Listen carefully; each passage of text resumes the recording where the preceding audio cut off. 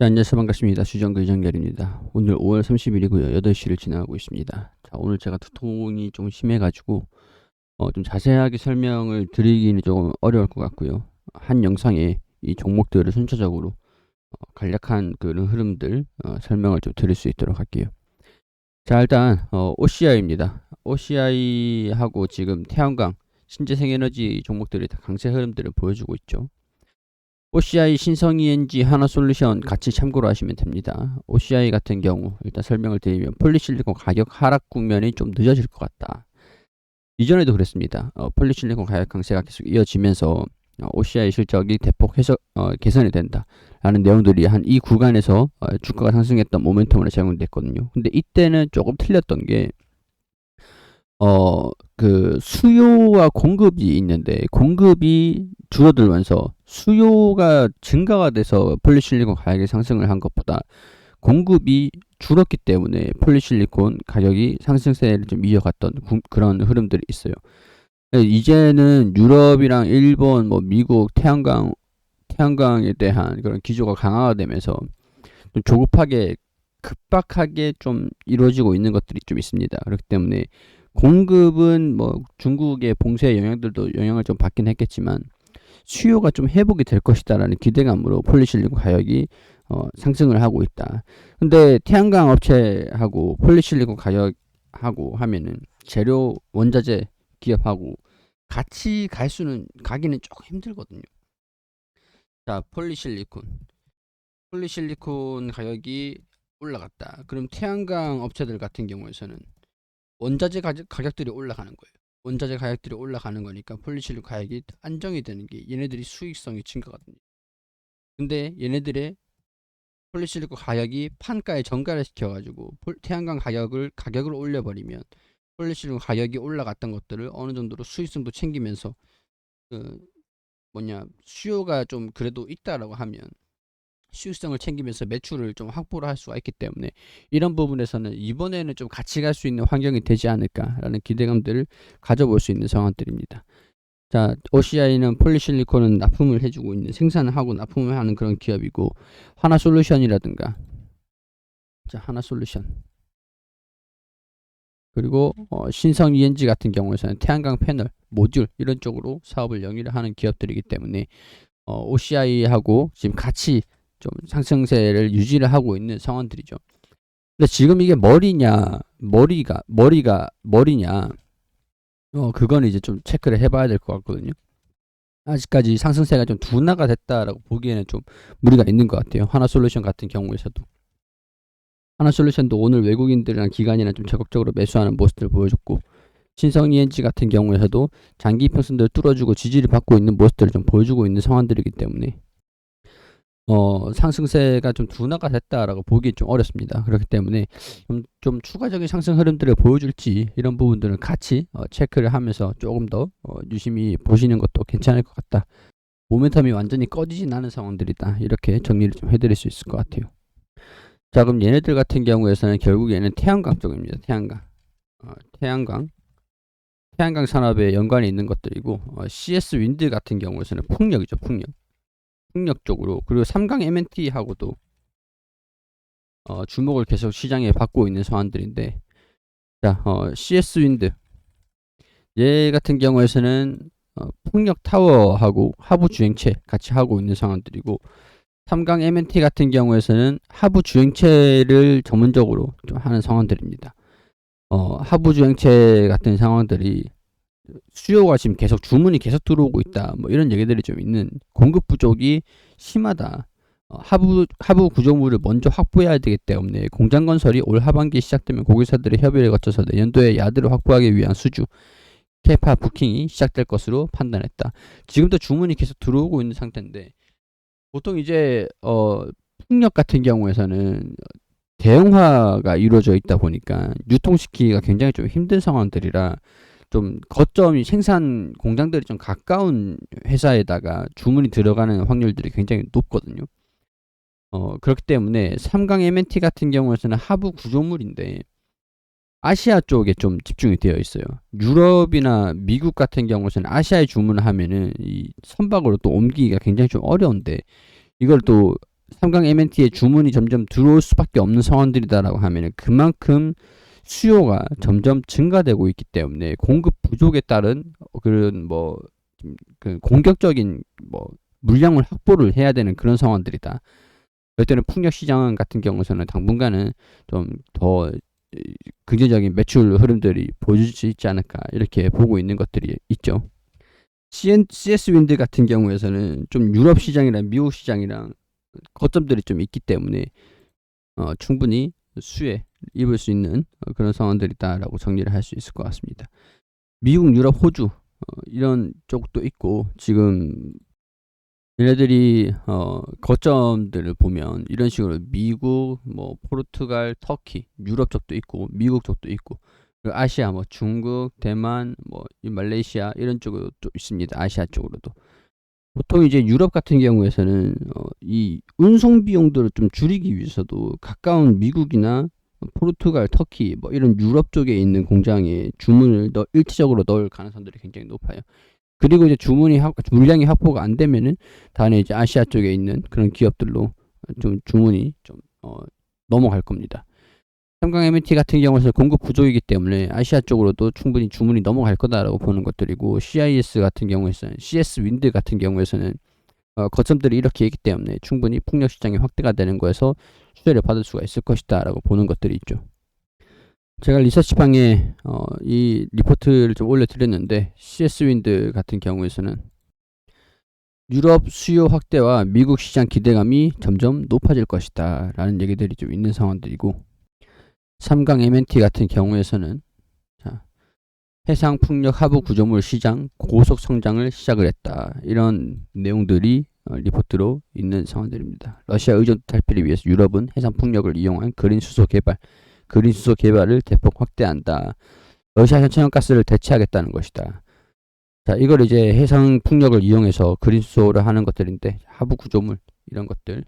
삼강 MNT에 50만 평에 달하는 세계 최대 해상 풍력 하부 구조물 전용 신공장 가치가 부각될 것이다. 자, 이런 식으로 있습니다. 리서치방에 제가 리포트하고도 같이 올려드리니까 같이 보시면 좋을 것 같고요. 지금 신재생 쪽으로 부각을 받는 건 태양광, 풍력, 그리고 이것들이 나중에 이어질 것들은 수소 쪽이라고 봐요. 수소 쪽으로 이어질 것들은 이제 두산 퓨어셀이다라고 보는 거죠. 자, 방금 수소 얘기가 먼저 나왔으니까 두산 퓨어셀 먼저 볼게요. 두산 퓨어셀이 오늘 좀 주가가 2.2% 정도 상승하는 모습들을 보였습니다. 외국인이랑 기관이랑도 순매수를 보여줬어요. 리서치방에서도 일진 하이슬로스, 두산 퓨어셀 이렇게 리포트를 좀 올려드렸는데 두산 퓨어셀 볼게요. 5월 27일입니다. 일단은 국내 시장에서 만족할 수 없다.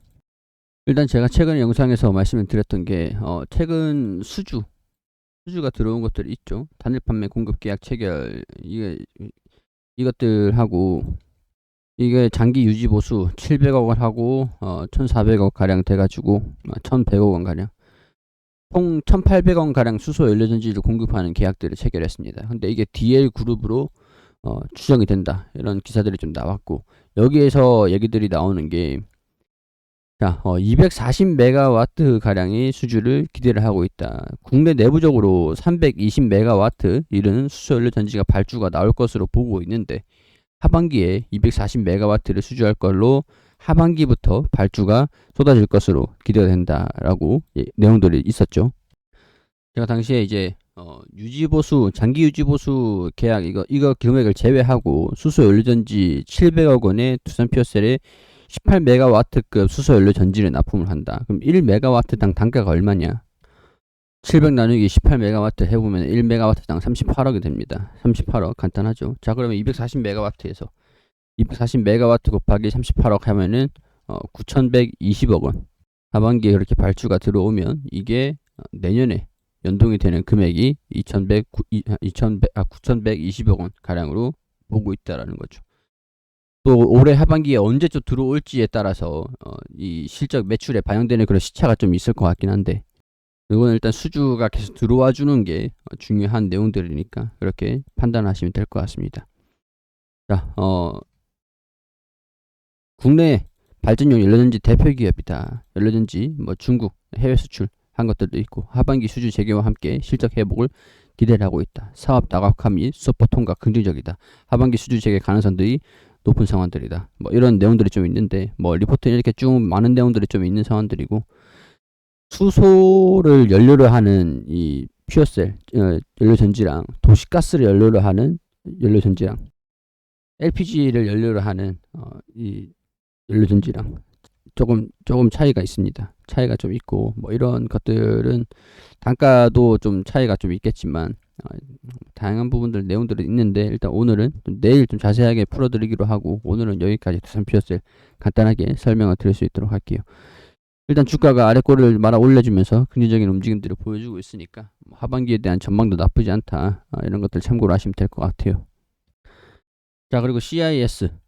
CIS 같은 경우가 조금 조정을 받았습니다. 오늘 CIS가 태양광 태양광이래. 죄송합니다. 이체전지 장비 전국 공정 장비 기업이죠. 이체전지 전국 공정 장비 기업인데, 지금 이제 LG 에너지솔루션이라든가 삼성 SDI에 좀 입찰이 좀 들어와 줄 것인가, 그런 기대감들이 좀 있는 상황들이긴 합니다. 지금 보면은 위에 상단 부분에서 자꾸 차익 실현 매물들이 좀 계속 나오고 있는 상황들이고, 물량들이 소화되는 과정들. 그래서 제가 분할 매수 같은 것들 계속 말씀을 좀 드리긴 했었죠. 이날 영상을 좀 촬영하고 난 다음에 좀 조정폭이 확대가 되고 조정을 좀 받고 있는 상황들인데, 장기 평선에서 지지를 받아주는지 아니면 하단에서 좀 살짝 이탈을 해가지고 반등이 나와주는지. 근데 이 구간에서 이 구간에서 매수세가 들어오는 것들이 있었습니다. 이 당시에 보면은 5월 24일, 5월 25일, 5월 24일, 5월 25일 이전에도 한 이때쯤에 외국인들 주가가 좀 빠지면서 이 구간에서 이 구간까지 13,500원, 13,000원에서 14,000원까지 외국인이랑 기관이랑 집중해서 매수를 하고 접근하고 있는 경우에는 13,000원에서 14,000원 구간이 집중적으로 매수가 들어오거든요. 조정을 받으면 저가 매수세가 들어오더라. 외국인이랑 기관이랑 이 주가를 반등을 시키더라. 이런 것들을 염두를 해두면은 전략적인 가격이 어느 구간이 될 것인지 체크를 할 수가 있겠죠. 조정이 나온다라고 하면 여기 이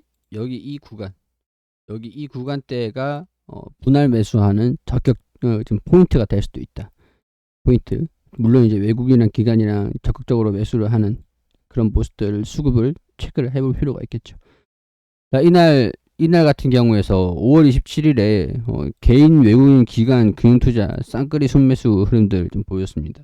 그럼 이제 다음날 보통 주가가 상승하는 모습들을 보여줄 가능성들이 좀 높거든요. 왜냐면 수급이 좀 집중이 됐으니까 일단. 근데 오늘 외국인이랑 기관이랑 매도하는 모습들을 보여주면서 소폭 좀 흐름들을 보여줬어요. 근데 뭐 개의치는 말자고요. 여기 이 구간에서 또 어차피 순매수 분할 매수하면서 순매수가 좀 들어온다라고 보면 되는 것들이고, 지금 이슈를 기다리고 있는데 매각 금액이 확정됐다, 뭐 이런 이슈들을 기다리고 있는 상황들인데, 그런 내용들이 아직은 없는 상황들이에요. 내용이 나온 건 없습니다.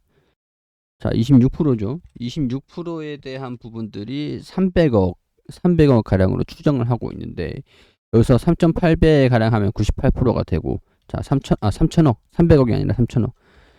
3.8배 가량 하면 1조 1,400.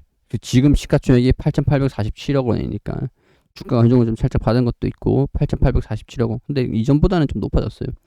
이 기간 제 분할 매수 말씀드렸던 이 기간 여기 분할 매수 계속 똑같이 말씀드리고 있는데, 이 기간 대비해서는 좀 반등이 슈팅 흐름들 나와주고 차익 실현 매물들이 나와줄 수 있는 공간이긴 합니다. 주가는 좀 일단 올라왔는 상황들인데 8,800억 가량에서 1조 1,400억이 우리가 목표하는 타겟이더라. 그럼 여기에서 주식수를 나눠버리면은 주식수 16437 이렇게 나눠버리면은 주가가 18,500원 수준이라는 거죠. 이건 살짝 보수적이긴 하지만 18,500원.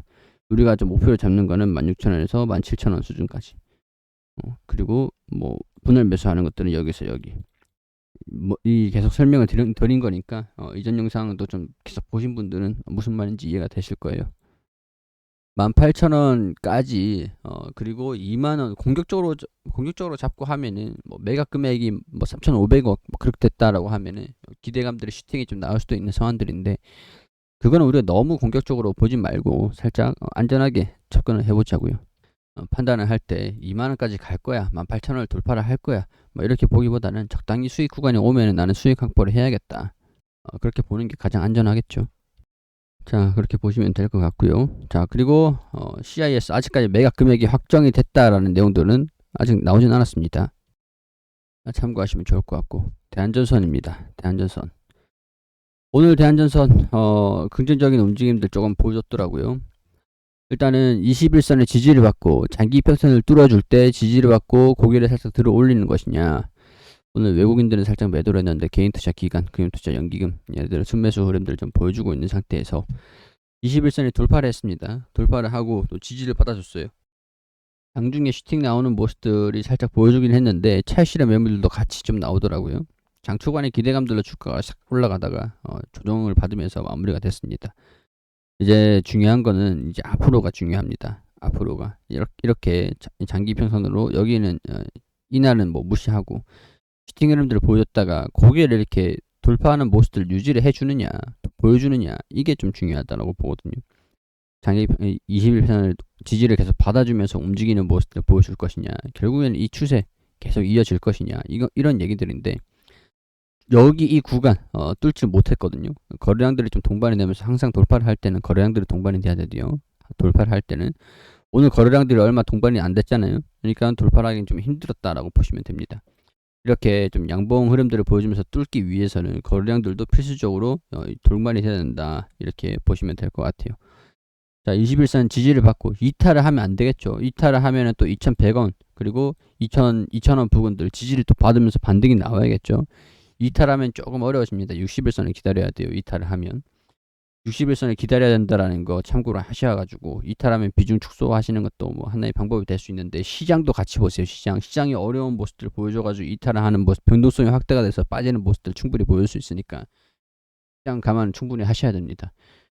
21선 지지를 받고 돌파 흐름들을 좀 보여주면은 거래량들이 동반되는지 체크를 하면서 목표 구간 조금 더 이 돌파를 하는지 체크를 하면서 2,500원 부분들 1차 단기적으로 목표를 좀 잡으면 되지 않을까, 그런 생각들이 듭니다.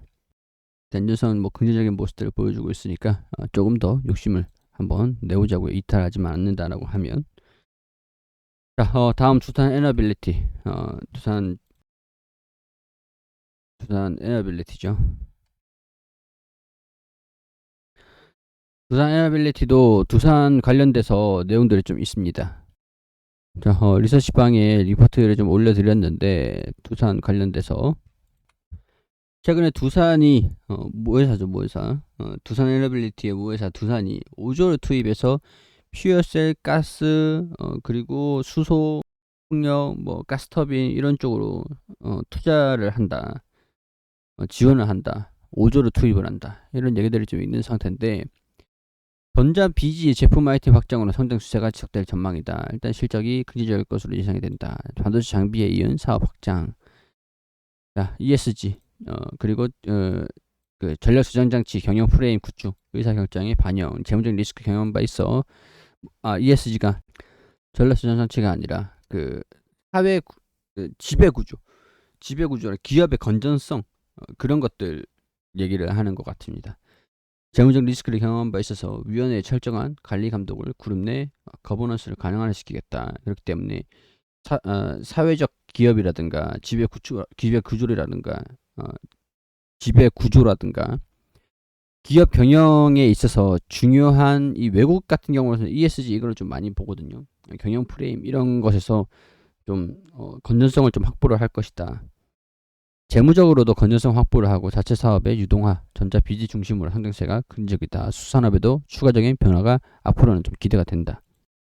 두산 퓨어셀 얘기가 되겠죠. 수산업에도 추가적인 변화가 기대된다라고 하면, 테슬라는 좀 인수를 했습니다. 반도체 장비 업체 인수는 사업 다각화 관점에서 필요했던 변화이고, 수산업에도 앞으로 변화가 좀 있을 것이다.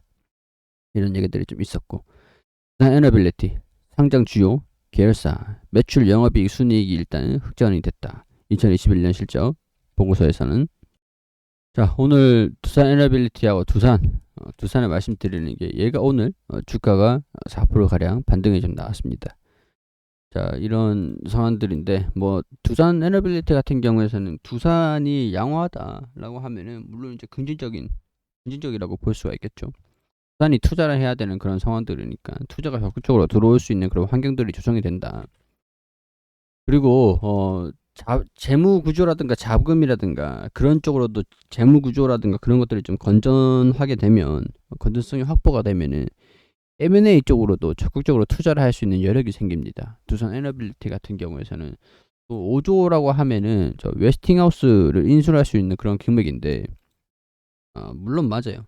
제가 이걸 말씀을 드리니까 드리면서 말씀을 드렸던 게 정부의 도움이 없이는 절대 불가능하다라고 했죠. 일단 어찌됐든 간에 프랑스에는 뺏기면 안 됩니다. 원전을 수주를 하는 것들에 있어서 프랑스가 라이벌이기 때문에 미국이랑은 동맹을 해가지고 뭐 서로 도와주는 기술도 같이 동맹을 하고 공유를 하고 이런 것들이 될 수 있는데 미국에 뺏긴다, 프랑스에 뺏긴다 그러면은 원전을 수주할 수 있는 기회가 거의 다 날아간다라고 보시면 될 것 같아요. 근데 이걸 웨스팅하우스를 우리나라 기업이 인수를 한다. 두산이 아니더라도 누군가가 다른 기업이 인수를 했는데 국내 기업이다라고 하면은 원전 사업에서 대부분의 수주를 가지고 올 수 있다는 얘기가 됩니다. 자, 프랑스는 특히 지금 웨스팅하우스를 적극적으로 인수를 해야 될 이유들은 계속 지금 주기기에 대한 결함들이 계속 발생이 되고 있어가지고 계속 공장 가동이 연기가 되고 있는 상황들에 해외 외신들이 계속 주목을 하고 있는 상황들이고 국내에는 이런 소식들이 좀 없더라고요. 프랑스가 주기기가 계속 이제 결함이 발생이 되고 계속 확인이 되고 있다 이런 얘기들이 외신에서 계속 나오고 있는데 일단 그런 거 보시면 될 것 같고 체코, 폴란드 K 원조 수출 독자 수주 힘들 땐 미와 연합전선, 이집트, 네덜란드 등서도 기대감. 신한울 3, 4호기 재개 등은 필수. 두산 에너빌리티, 두산 뉴스케일 파워와 전 세계 SMR 발전소 건설 초도기를 이제 조만간 건설을 한다라고 하고 또 이제 다른 어디였죠? 초도기뿐만 아니라 루마니아의 첫 SMR 부지 선정을 했다라고 했는데 두산 에너빌리티가 이걸 납품을 한다라고 보시면 됩니다. 주액이. 자, 체코 두코바니 원전 경쟁자가 한국, 미국, 프랑스 3개국 좁혀지면서 수주 가능성이 점점 높아지고 있다. 폴란드 원전 6기. 우리나라 경쟁국인 프랑스 등보다 높은 기술력과 가격 경쟁력을 따내겠다는 각오다. 기술력이야 뭐 고만고만하겠죠 솔직히. 근데 프랑스의 웨스팅하우스가 넘어간다라고 하면은 좀 우세했던 그런 동급 정도였다라고 평가를 할 수 있는 상황들에서도 좀 밀릴 수가 있는 상황들이니까 그게 중요합니다. 유럽 동남아시아 원전 건설 추진이 활발해지면서 향후 우리나라의 해외 진출 기회도 커지고 있다. 해외 원전 수주 기대감들이 높아지고 있다. 뭐 이런 내용들이 좀 나와주고 있고 원전에 대한 생태계 복원 이런 문제들도 계속 주목을 받고 있는 상황들이긴 하니까 이런 부분에서도 두산 에너빌리티가 일단 어찌됐든 간에 장기적으로 수혜는 받을 것이다. 이렇게 보시면 될 것 같습니다. 자, 두산 에너빌리티의 자회사가 두산 퓨어셀입니다. 두산 퓨어셀에 밥캣이랑 두산 퓨어셀이 있는데 최근에 또 밥콕을 매각을 했다라는 얘기들이 있어요. 두산 밥콕. 근데 밥콕이랑 밥캣이랑 틀려요. 밥캣이랑 밥콕이랑 틀립니다. 자, 두산 밥캣은 뭐 캐시카우 역할들을 톡톡히 해주고 있는 상황들이고 두산 퓨어셀이 하반기부터 좀 실적이 개선되는 모습들을 보여준다라고 하면은 캐시카우 역할들을 해줄 수 있는 한 축을 담당을 해줄 수 있기 때문에 이런 부분들도 두산 에너빌리티의 재무적인 부분의 상승세 기대를 한번 해볼 수 있는 요인들이다.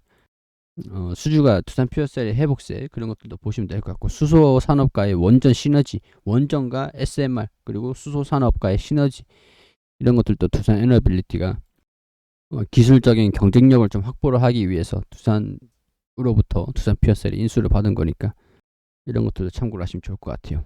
자, 오늘 시장이 오랜만에 강한 상승 흐름들을 보였습니다. 오랜만에 양봉 흐름들을 보였어요. 일단 첫 번째로 환율 계속 조정을 받고 있습니다. 외국인들이 환율을 조정받으면 들어올 거다라고 말씀을 드렸는데 조정을 받으면서 최근 연속적으로 외국인들이 조정을 국내 증시에 들어와주고 있는 상황들이죠. 기관이나 외국인 금융투자 그래서 상승하는 종목들이 꽤 많은 상황들이에요. 자, 근데 제가 좀 이 시장에 대한 부분들 좀 말씀을 드리면은 우리 지금 최근에 물가 지수가 상승폭이 좀 둔화가 됐다 이런 얘기들이 좀 나왔습니다. 이전에는 물가가 좀 상승을 해서 뭐 인플레이션 부담 우려가 계속 반영되고 있다 이런 얘기들이 나왔었는데 패드가 금리를 인상을 시킨 거는 얼마 안 됐습니다. 그렇게 얼마가 안 된, 어떻게 설명드려야 될까요? 이전에는 그랬습니다. 한 3주 전쯤이었을 거예요. 3주 전쯤에 소비자 물가지수가 발표가 됐었는데, 소비자 물가지수랑 이제 PC 물가지수랑 좀 틀립니다. 근원이랑 틀린데, 당시에 3주 전쯤에 지수 자체가 좀 폭락하는 흐름들 원인이 됐었던 게, 그래도 여전히 높다. 근데 금리 인상을 한 지 얼마 좀 안 됐던 상황에서 소폭 둔화가 됐었고, 당시에는 좀 둔화가 된 거에, 당시에 5월달 초반에 발표를 했었던 건데, 4월 지난 물가지수를 가지고 소랑설레를 했던 거예요. 이번에도 4월 거긴 한데, 작년 전년 대비해서 6.2%에 부합한 수준이다. 정점을 찍고 완화되고 있는 건 아니냐라는 관측이 좀 나온다. 개인 소비 지출이라든가 소비자 물가지수라든가 이런 것들이 소폭 둔화되고 있는 상황들이니까 이제 또 앞으로가 되겠죠. 앞으로 계속 이제 이런 경기 지표에 대한 물가에 대한 지표에 계속 주목을 할 것 같은데, 일단은 이게 랠리의 이제 시작인지 아니면 약시장에서 나오는 일시적인 기술적 랠리인지 반등인지, 일단은 이 비관론은 점점에 달했다 이렇게 보이기도 합니다. 인플레이션에 대한 장기적인 불안감 소멸까지는 그래도 5월 달에도 확인을 좀 해야 되고 시간이 조금 필요하긴 할 겁니다. 그래도 불구하고 6, 7월에는 금리 인상을 단행을 할 것 같아요. 확실하게 단정 짓기 위해서. 4월에도 물가 상승세가 이어졌지만 몇 달과 같은 규모는 아니었고 주춤하기 시작을 했고, 근원의 PC 물가지수 상승률이 2달 연속 둔화됐다. 지난달 물가 상승에 굴하지 않고 소비를 크게 늘렸다. 이런 얘기들도 있는 상황들이니까 일단 시장은 이런 부분에서 인플레이션의 정점 아니냐 이런 것들이 판단이 돼서 일단 달러가 조정을 받았고, 외국인들도 국내 증시에 들어왔고 시장 자체가 좋았습니다. 자, 그리고 이런 얘기들이 있어요. 일단 올해는 6월 7월 달 아마 연말에도 한 차례 정도는 되지 않을까. 6, 7월 달 금리 인상을 시키고 그리고 금리 인상을 좀 멈출 것이다. 이런 얘기들이 있어요. 금리 인상 속도를 둔화시킬 이유는 없으나 향후에 금리가 다시 내려올 가능성도 있다. 이 블라드 총재가 얘기를 했고, 세인트 루이스 연중 총재가 얘기를 했어요. 이런 얘기들. 내년에 금리 인하 가능성들을 언급을 하고, 블라드 총재도 금리 인하를 언급을 하고 있고, 일단 6, 7월에 각각 50 바벨 포인트, 베이직 포인트 인상을 점치고 있다. 우리가 금리를 선제적으로 올릴수록 인플레이션과 기대 인플레이션은 더 잘 잡히게 돼 유리한 역할을 한다. 일단은 6, 7월 달에는 금리 인상을 시키긴 할 겁니다. 이때 다시 변동성이 어느 정도 있으니까 대비하실 필요가 있겠죠. 그렇지만 2023년도나 2024년도쯤이면은 물가 통제 성공을 해서 정책 금리를 좀 인하를 시킬 수가 있을 것이다. 이런 얘기들이 좀 나와주고 있는 상황들. 근데 이때 당시에는 인플레이션이 좀 너무 높았던, 물가 지수가 너무 높았던 상황들에서 나왔던 얘기들이기 때문에 5월 24일 시장에서 주목을 하지는 않았었어요. 힘이 없었습니다. 이 발언에 대한 힘이 없었어요. 근데 이제 이런 물가가 정점이 아니냐, 이런 낙관론이 계속 시장이 안 좋은 것에 대한 그 비관론이 정점. 그러니까 이제 슬슬 지금이 제일 안 좋을 때다, 제일 최악일 때다, 정점이다. 그게 정점이 통과가 되면 이제 둔화가 되잖아요. 그러니까 바닥을 확인하는 그런 시즌인지, 이런 지금 물가 지수 발표가 좀 있었고 이런 발언들이 좀 있었기 때문에 시장은 앞으로 개선되는 모습들을 보여주긴 하겠지만 6, 7월 달에는 금리 인상이 예정이 되어 있기 때문에 이거를 염두에 두고 2023년도, 2024년도 물가 통제가 성공이 돼가지고 금리가 또 안정화가 된다라고 한다면 충분히 시장은 강세 흐름들을 이어갈 수 있다. 이렇게 보시는 게 좋을 것 같습니다. 자, 오늘 제가 통이 좀 심해서 종목들을 한 영상에다가 다 담아내서 설명을 좀 드렸습니다.